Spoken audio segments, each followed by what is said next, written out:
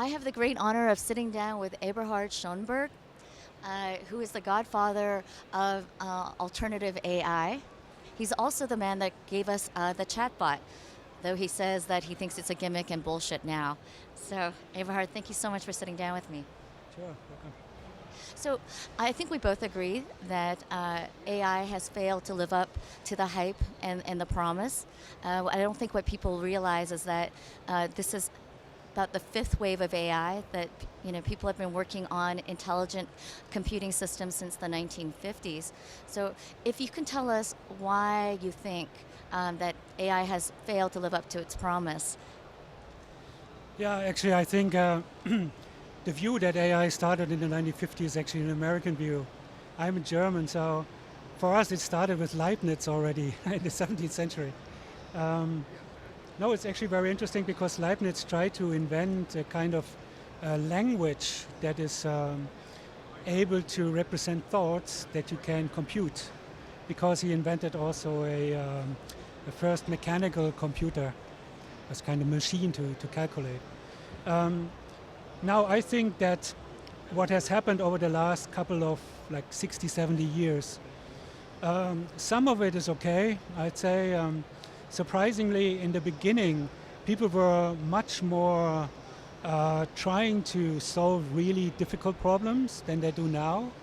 So what you see now, you see a lot of specialization, very specific kind of applications of AI. And that is where the kind of success comes from. But the real problems have not been solved, AI systems are not really smart. They don't understand what they are doing. They can't really solve very complicated problems unless they're very, very vertical in very specific areas like games.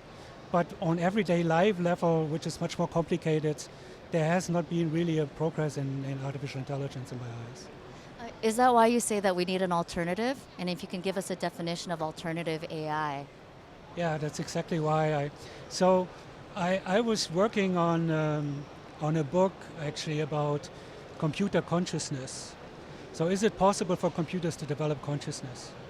And then I ran into this book of Roger Penrose, who was the first one who kind of suggested that to understand how the brain works, you need to understand quantum theory. And I thought that's completely nuts, as everybody thought at that time. But then I went deeper into it, and I realized that there's something there that is very interesting. And then over the last couple of 5 to 10 years or so, a completely new science has come up called quantum biology, which kind of supports that view that there's quantum processes at the heart of a lot of things in our body and in biology. So I thought it's worth following up on these things and trying to come up with real intelligence in AI systems. And the major difference is that it's not based on a brain model, what normally AI is, especially the deep learning hype is all about we do something that works like the brain, and it's complete nonsense in my eyes because nobody really understands how the brain works. And even if you have a very simplified model of the brain, it wouldn't solve all these issues and all these problems. So the key aspect of alternative AI is to come up with explaining intelligence without referring to brains, and that's what it does. Well, as you know, nobody will actually come out and say this, but that deep learning and deep networks and recurring neural networks, they only work to very specific problems. They don't even really work all that well, but no one wants to come out and say it. But you have, right? So what would work better?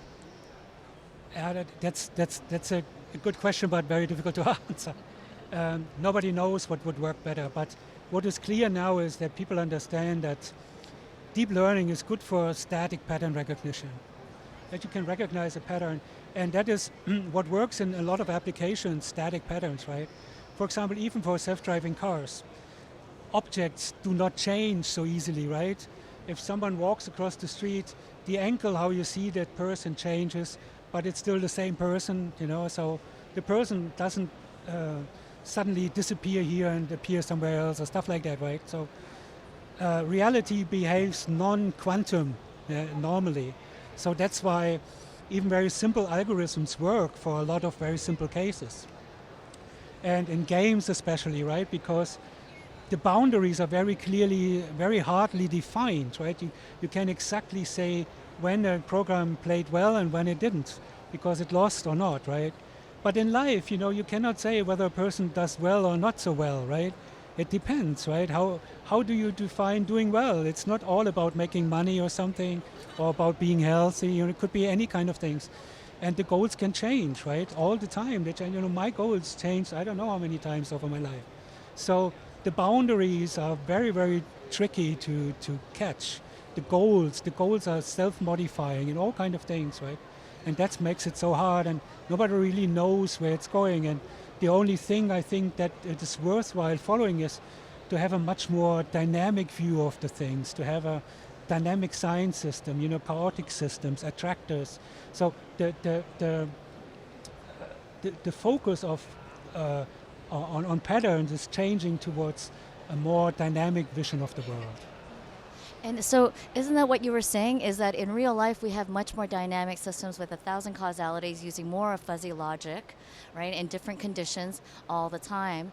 And so that's why the alternative AI that uses both biomimicry and quantum mechanics is much more suited towards real life, correct? Do I have you correct? So what are the use cases and implications of this? I mean, I can see it being used everywhere. Yeah, I mean, here in FinTech, I focused on financial applications, obviously. In finance is a big issue, right? Finance, there's a lot of companies that have a lot of money. They have the resources to hire the brightest people. But all what they do is, they either do quantum, but quantum is in too early state, right? The classical quantum computing. The quantum computers cannot really solve any serious problems so far. Or they focus on deep learning and related kind of things, classical AI. Deep learning has been invented in the 80s, right? It's like 35 years old. It's crazy. So science has made major progress. So I focus on more dynamical aspects of analyzing financial systems. So the development of attractors in dynamic systems. What is, I think, a very interesting area is, a lot of financial markets, they suddenly collapse. Nobody knows why, when it happens. You always come up with an explanation after it happened. You come up with all kind of reasons why it has happened, right? But nobody can really predict that collapse of a market. So, and why do some markets collapse and why some markets do not collapse? That is a very interesting question. I believe it's because the markets are very highly complicated dynamic systems with a lot of feedback among all the players. And the matter is, are there stable attractors in it or not? Do the systems settle into kind of stable states or not? And if they do or if they don't, what happens if there's a perturbation? If something comes in, the whole thing jiggles and waggles around, does it collapse or not? And if you study dynamic systems, that's the only way to do that, is you simulating these processes, these feedback loops. There's not even a mathematics for that. You cannot, if you want to do differential equations, the best we can do is handle 3-4 parameters, right? But the financial market has like millions of parameters, millions.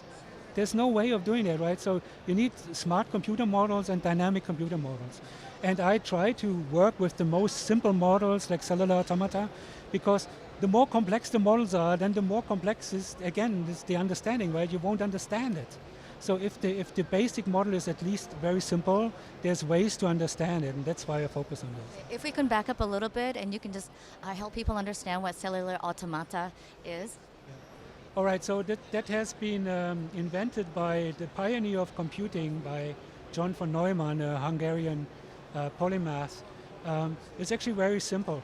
Our skin is actually also a computer, right? So every skin cell changes its behavior depending on external forces, but mostly depending on what the neighboring cells are doing, in what state they are. So they all influence each other.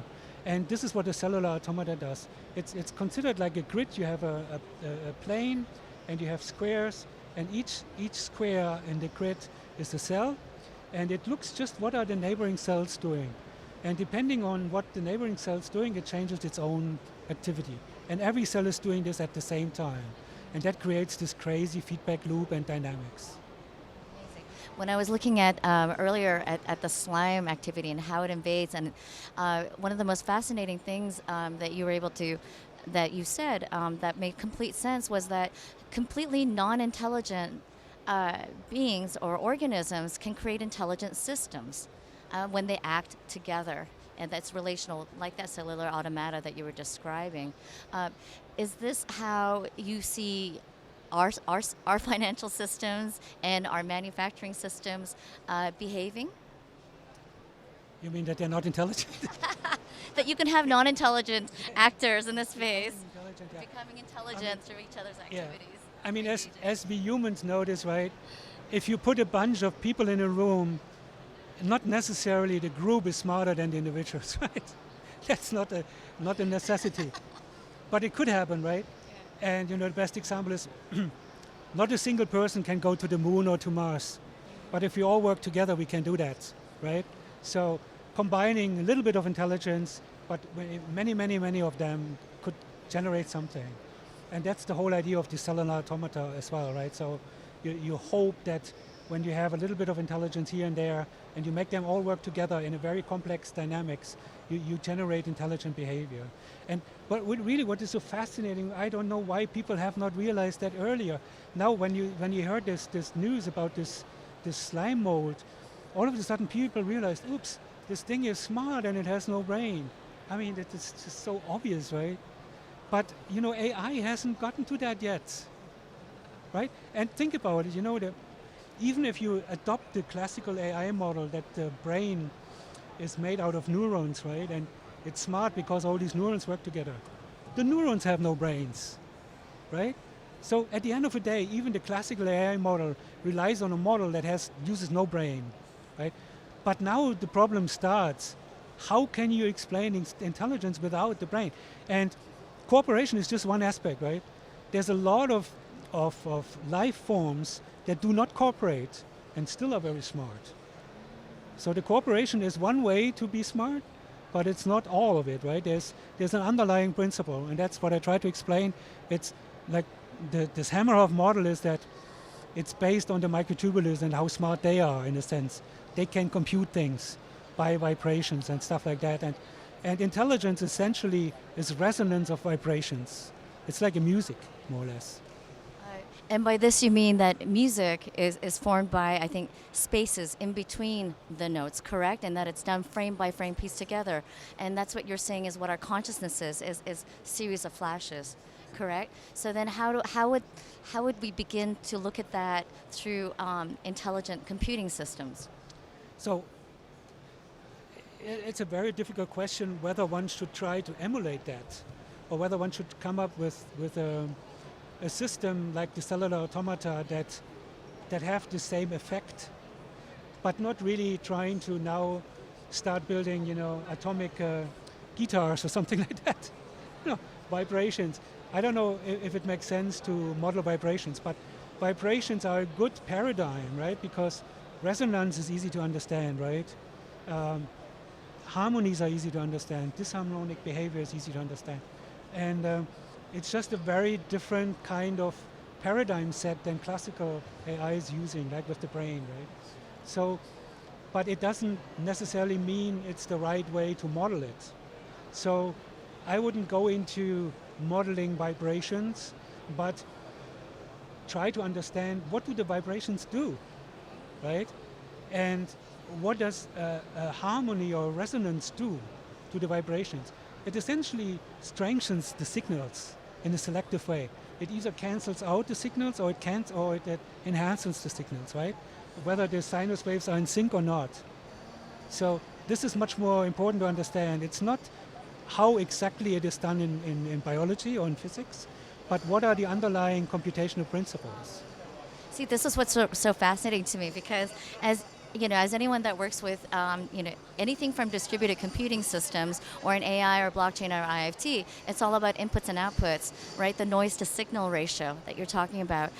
If we could model it through the variance of resonance or vibrations, you're saying that we could get a much more accurate picture. I don't know, accurate, but we would get an alternative way to analyze the same things. And maybe an alternative, that's why it's called an alternative AI, maybe an alternative way to generate intelligent behavior. What are you working on now? I understand that you are using the cellular automata towards financial markets, to modeling dynamic financial markets, correct? I do like everyone else, I go where the money is. I follow the money. And it's really true. So the major companies I advise is, so I used to have all my companies and everything, but I'm too old for that now. I'm just doing advisory service. But it's mostly insurances, banks, traders and stuff like that, right? So I focus a lot on financial applications and more sophisticated. But the problem for me is that I'm always a little bit ahead of the market. So even if I go to, let's say, a hedge fund who has done AI with deep learning and whatever, I'm way ahead again. So these people might not like my idea, right? Because no, what normally happens if I go to a big thing, right, like a big hedge fund, they have their group, right? They have hired 20 PhDs from Stanford or whatever, and they think they know all that, and they don't. They just don't. Well, you know what happens to pioneers, right? They get shot, and then it's like the third or fourth wave that actually makes the money. It's funny you're saying that, I go where the money is for someone that created chatbots in the 1990s, when people were saying things like, oh, why would you even want a personal computer? No, but I'm not saying I'm going after the money because luckily I made enough money already. I don't need to work anymore. But I'm going where the money is because it means that there's the people with the pockets to try out something new, right? So the situation that I usually bump into is people have tried all this stuff with deep learning and so on. They have a little bit success here, a little bit success there, but they're usually frustrated. They run into cul-de-sacs. They don't know. It doesn't go anywhere from here, right? And I say, yeah, it's no surprise, right? That's the reason, and maybe you try this. But then I run into walls often, not always, but often, with the people that are already there, because that's new for them.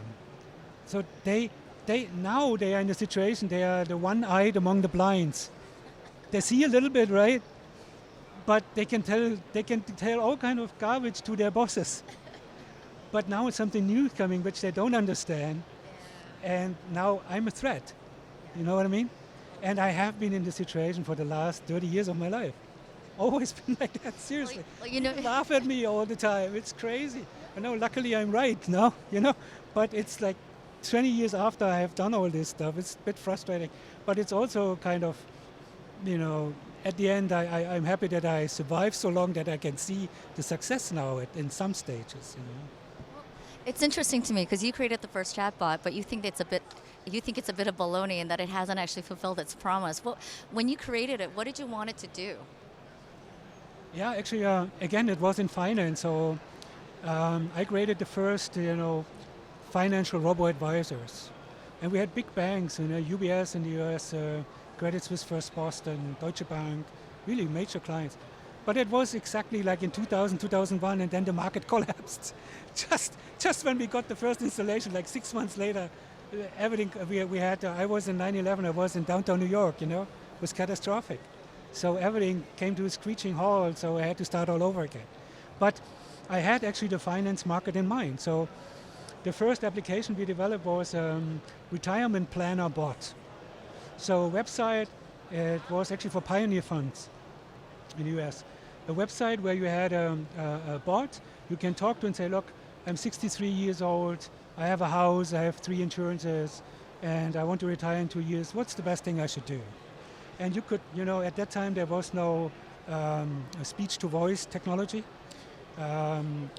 speech-to-text technology, but you had to type everything in. So, but we developed a system that you could type in even in Korean, Japanese, and Chinese and everything. But in everyday language, you can just ask, no pre-programmed special kind of phrases. And I was very proud about that, and it was really powerful at that time. We had a whole dialogue management system, right? So it's not enough like you have these days with Alexa and Siri and so on. You ask the question, where can I get a pizza? And they have millions of examples like that, and they can train the system on it, right? This is just horribly dumb. So my bots at that time already were able to have a real dialogue. So you can ask something, the bot would ask back, oh, do I understand you right? You want this or that? And then I say, no, I want that. And they said, okay, I understand. But how about if you consider this, and so on, like a real dialogue system. And you don't have this anymore. It's died out. So that's contextual understanding for NLU and LP, correct? Yes, it is. Yeah. And you had this in the 1990s? Yeah. And then what happened? Did it just plateau for the last 20 years? It was much. In 2001, I filed a patent for that. Natural language communication with computers. It has now been referenced by everyone, like hundreds of the largest companies in the world, IBM, everyone, But you know what I did not do? I did not follow up on the patent filing. So it was not granted. Like 3 years later, I got all these questions from the patent office, and I just ignored it. I was so busy. I could be a trillionaire now. Oh my God, I hate hearing stories like this. I defined the state of the art. It's now considered in the 2001 state of the art. 2001, now we have 2019, right? So, but it died out, literally. I see this like classical music, If you look at classical music like 200 years ago, 300 years ago, Sebastian Bach, was the peak of music in my eyes, right? So complex, so complicated, so wonderful. It's not there anymore, right? Today, everybody who can play 3 riffs on a guitar is considered a genius. Not even. We're talking turntables, right? And programmable music. So it's at its peak too, So AI too in my eyes. I actually know one person that's been working on contextual analysis for NLU and LP for about 18 years. And if she cracks it, then we'll have much more intelligent systems that can interact with human beings. I always, when people tell me that they're terrified of AI, that AI is going to kill us all, and with AGI coming, I always tell them, we're worried about the wrong things, right? What? Andrew Ng, he said that funny thing. He worries about this when we have overpopulation on Mars. I like that one. Yeah. So, what are some of the things? A lot of other things that I wouldn't subscribe to, but that is a funny one. When you're talking to other technologists and builders and founders, can you run through for me some of your process for looking at unintended consequences or what you might create, and how you go about creating these systems that seem so far left out field, but when you explain it, it kind of makes sense, actually. It totally makes sense. It totally makes sense. You ran us through so many things, but no, it completely makes sense. It completely makes sense. What I think the big problem with AGI is that, again, it has this wrong paradigm of the brain, right? So I've been working with, SingularityNet, you might know, also like the whole blockchain team, right? I was, there from the beginning, but I think the focus is wrong. It's an engineering approach. First of all, I do not think that you can engineer a brain. It's way too complicated. I think you have to grow it, literally, like a biological system. You have to plant it, and you have to have the mechanism so it can grow into intelligence. So it's a completely different paradigm. So, and I also think, for engineering, it's just way too complex. It's not going to happen. It might happen someday that we have these very smart robots, but using completely different approaches. So that's why I focus on micro robots, nano robots, right? I would be very, very happy if we had insect-like intelligent robots that are the same size, that have the same skills like your housefly, can fly around, has such a tiny little brain, and you cannot catch it. Try to catch a fly, you cannot.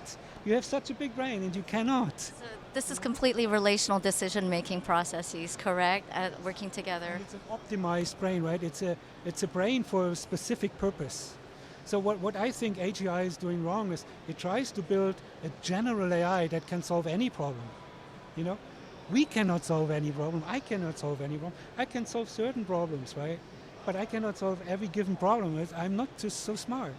And going along that route, trying to build an AI that can solve all kind of problems, will just end up in a big mess. It cannot solve anything.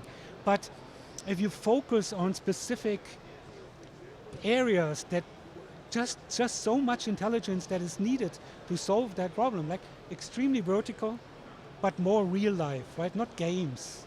not toy models, real life problems. Try to build real amoeba. That's a huge problem. Well, this is the problem with object-oriented programming or anything that even when you look at image recognition, right? You have to define the parameters by which you're modeling your patterns, and life simply doesn't work that way. Yes, exactly, yeah. So then, what is your hope then? I mean, you're always like 20 years ahead of the market, right? So with the, with this, I won't get that out. It's a problem. you know. Still see this coming. Well, yeah. I mean, what would you like to see happen with the cellular automata and how it's being used and implemented? Yeah, it's a two-sided sword, right? On one sense, I hope for a breakthrough in AI. I hope to get some really smart stuff. But then on the other side, it's a problem how tiny little robots, right? They can get out of hand also, right? You can build like artificial microbes. If you cannot control them, right? They can be anywhere, and they can kill the world, literally, right? That's also a problem, right? So as long as you do not understand how to control them, I don't want these systems to be too successful, as well, right? So I'm working on both ends at the same time. Both ends, as in how to make it successful, but then how to put in a kill switch. Kind of. Correct. Yeah, it should kill itself. That's the idea. Okay. Based on utility or specific rules that you put in. Yeah, but the biological life does this, right? A lot of bacteria kill themselves for the purpose of the greater good, right? They literally commit suicide. And a lot of our cells do that also, and in our body. We have that all the time. And this mechanism is barely understood. When does it happen? Why does it happen? I mean, why is kind of clear, because if there's too many of a certain things, then the resource is getting tight, and so on and so on. But which cell decides to kill itself, and why don't other cells kill themselves, right? And why does it work? And how do you know that not all of them should kill themselves all of a sudden? Like the lemmings do sometimes, right? It gets out of control. They commit suicide. It's completely stupid. So, but that's a very, very interesting problem. People think about emulating life. You also have to think about death, actually. How to kill these things. How they want to be killed themselves, literally. Well, isn't that the first principle of building complex systems?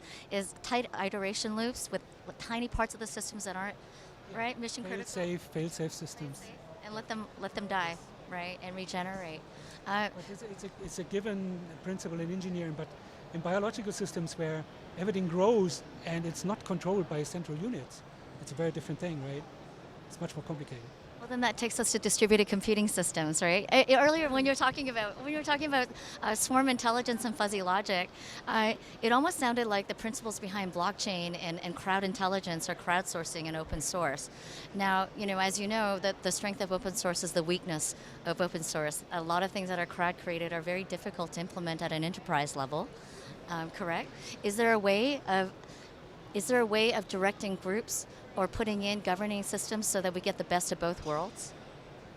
You mean for open source? Open source. So you're not talking about yeah.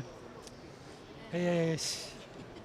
I don't have answers to everything. I don't know. I think open source is a blessing and it's a pain too. I mean, the blessing is that I don't know if it's a blessing though. The openness of the know-how, right? But what I have seen, I learned computing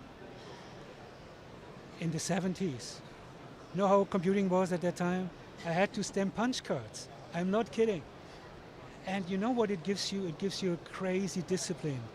Because I had to literally punch stamp cards, one wrong punch, and you get the whole thing back 2 days later.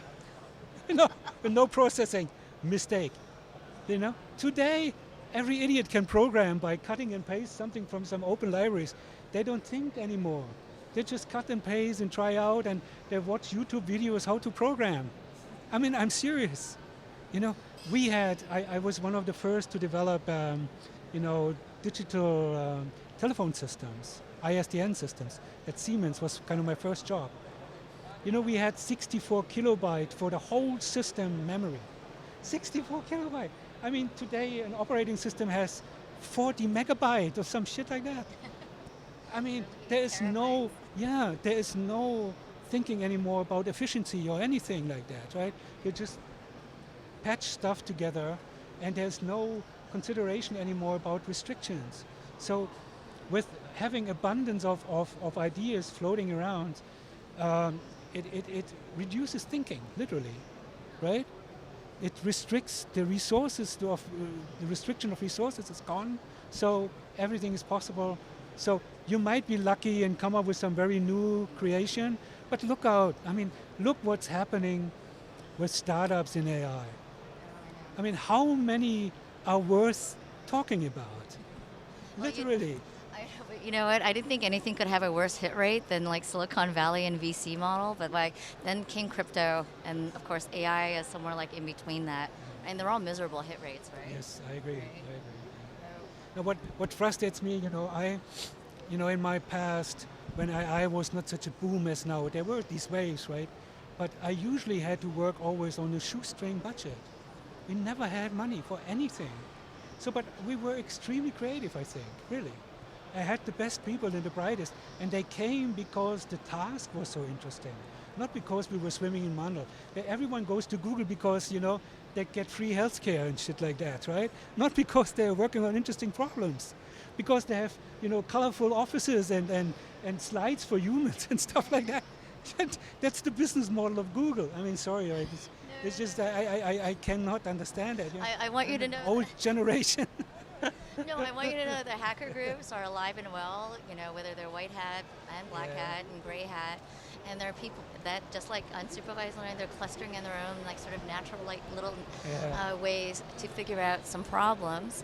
And open source is still very much alive, which I'm really happy about. Yeah, it depends. It depends. I'm on both sides, right? So when I did the chatbots and we gave this business up, it then moved it was stolen actually, moved to Russia, and then it popped up as open source.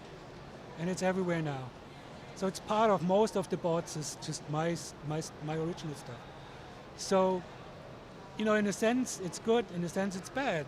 I lost a lot of money, right? It's all gone, it's not public, no way to protect it anymore. So, and I don't know, what is the motivation for someone or even for an industry to invent something if it's not protected anymore? And in my eyes, if you look at all the big companies, again, the Googles and the Facebooks and the IBMs in the world, putting out all this stuff in open source. Trust me, the good stuff, they don't put in open source. Sure. And you don't see any military systems in open source. Why not? Why not? If it's so good and it helps everything and it gets the bugs out, why not put all the military stuff in open source? Right? That's never going to happen. It's a code war. Right? And there's a reason for it, right? So there's good and bad sides to it. I'm not 100% fan of open source. Right, because of the quality? But it's a big thing, Look, remember the war, Microsoft and Unix, right? First it was Microsoft, it was a monopoly. There was no one there. Then Unix came. Everybody was laughing about Unix. No, they're not laughing anymore. Now Microsoft is using Unix, It just completely turned around, right? But the problem is it's kind of Microsoft.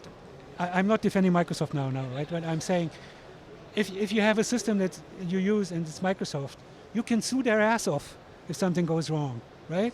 And they are taking care of it if something goes wrong. If you have an open source, you have to find someone who's willing to take care of it, right?